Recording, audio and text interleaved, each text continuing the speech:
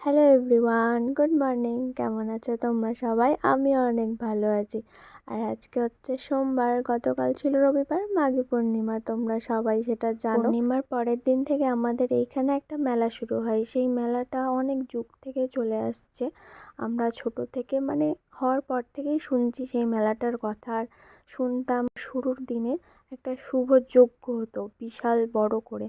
আমরা আজকে যাব সেই যজ্ঞ দেখতে। চলো তোমাদেরকেও নিয়ে যাই। আমি সেরকমভাবে কিছু জানি না, বাট যা শুনলাম বড়দের কাছে, ওইখানে সারা বছরের নতুন যে ফসলগুলো হয়, নির্দিষ্ট মানুষ আছেন তিনি নতুন কিছুই খান না।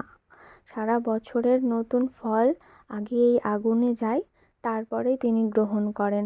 একটা হাঁড়িতে করে দেখতে পাবে লাস্টের দিকে সেটা।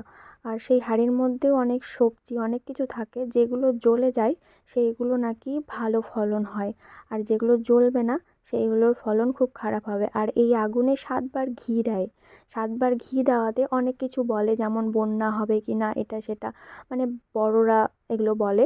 তো যত আগুনটা ওপরে উঠবে তত বেশি হবে, আর যদি আগুনটা নিচে নামে তাহলে সেরকম সম্ভাবনা নেই। তো বন্যার সময় না আমার আগুনটা অনেক ওপরে উঠেছিল, তাই সবাই বলছিল এবার মনে হয় বন্যা হবে। এই দেখো সেই হাঁড়িটা, সেই হাঁড়িটাতে রয়েছে সব কিছু। আর এই যে আগুনের ছাইটা আছে না, এটা অনেক শুভ।